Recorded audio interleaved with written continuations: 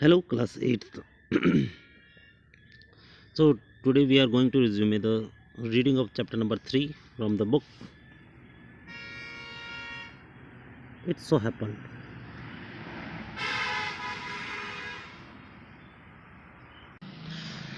Let's resume the chapter. So, what we have read here, the shellfish giant's garden was still in winter. What was the reason? You know it better. Then, the birds did not care to sing in it as there were no children. वहाँ पर पक्षियों को भी गाना अच्छा नहीं लग रहा था क्योंकि वहाँ कोई बच्चे नहीं थे, क्योंकि वहाँ उन्हें कोई सुनने वाला नहीं था, उन्हें कोई प्रेज़ करने वाला नहीं था। And the trees forgot to blossom, और पेड़ों पे भी किसी तरह की कोई कलियाँ, कोई फूल नहीं खिल रहे थे।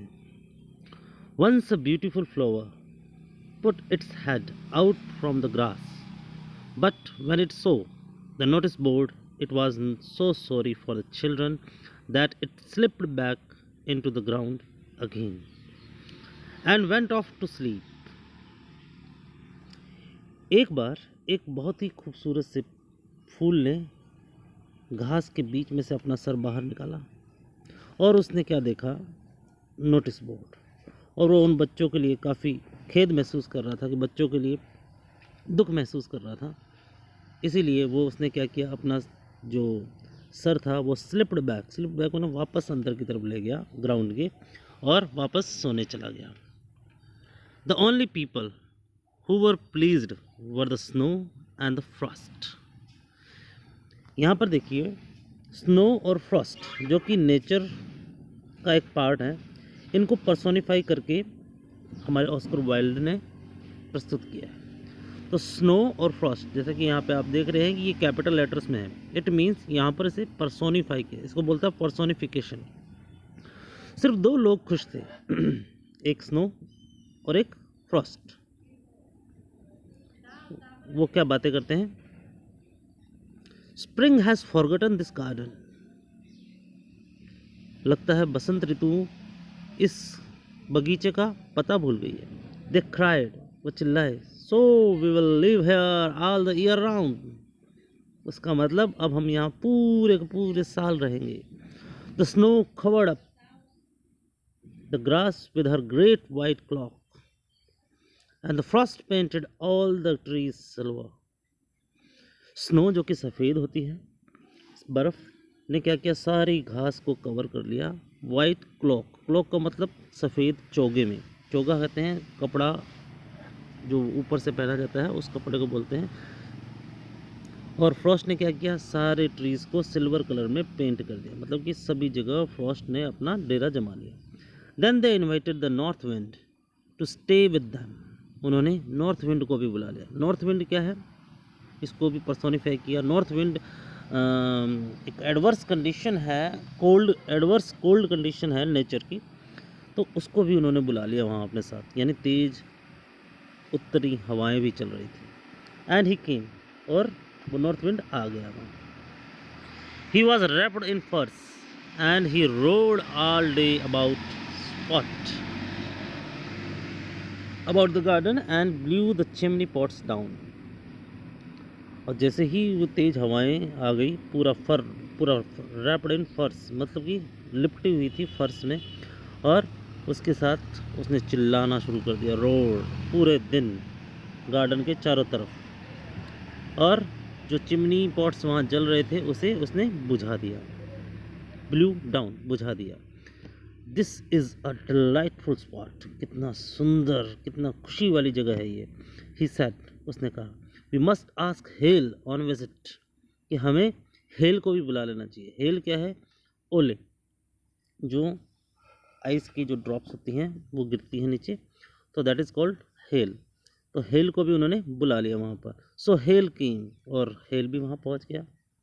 Every day for 3 hours he rattled on the roof of the castle till he broke most of the slates, and then he ran round and round the garden as fast as he could go.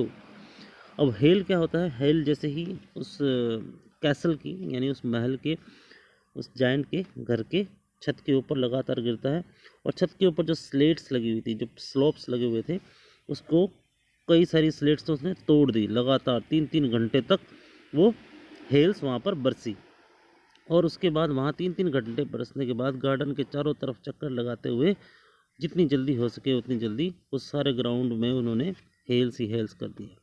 He was dressed in grey, उसने grey dress पहन रखी थी। क्या नाम मतलब, grey colour का दिख रहा था, चारों तरफ एक जैसा कलर हो गया था क्योंकि चारों तरफ हेल्स भर गए थे। And his breath was like ice, और इतना ठंडा मौसम हो गया था, उसकी सांसें जो जैसे कहते हैं भाप सी उड़ती रहती है, उस तरीके की भाप उड़ रही थी चारों तरफ। I can not understand why the spring is so let in coming, said the shellfish giant. Shellfish giant ने बाहर निकल के देखा तो उसने कहा कि मुझे समझ में नहीं आ रहा, स्प्रिंग अब की बार आई क्यों नहीं। As he sat at the window and looked out at his cold white garden, क्योंकि उसका जो गार्डन जो हरा भरा था वो अब कैसा हो गया था, ठंडा और सफ़ेद। I hope there will be a change in the weather but the spring never came.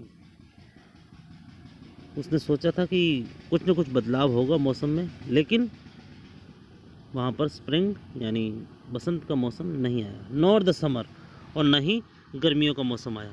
The autumn gave golden fruit to every garden but to the giant's garden she gave none.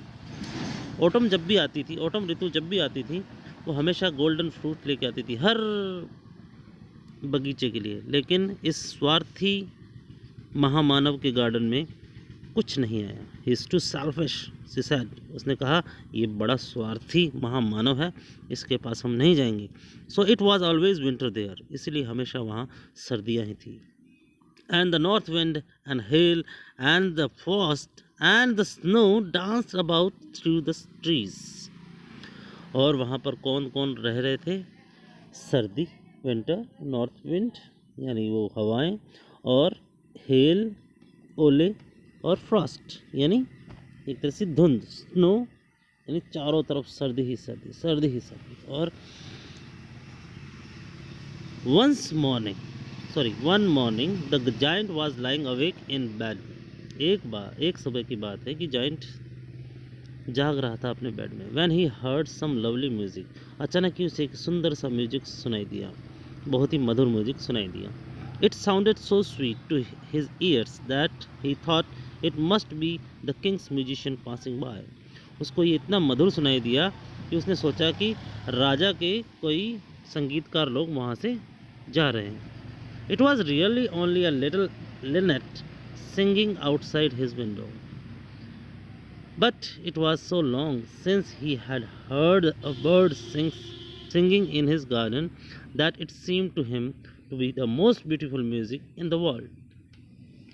वास्तव में वो क्या था, वहाँ पर एक Lynette, का यहाँ देखेंगे एक brownish song bird found in Europe. So Europe में पाई जाने वाली एक बर्ड है छोटी सी, तो ब्राउन कलर की भी होती है।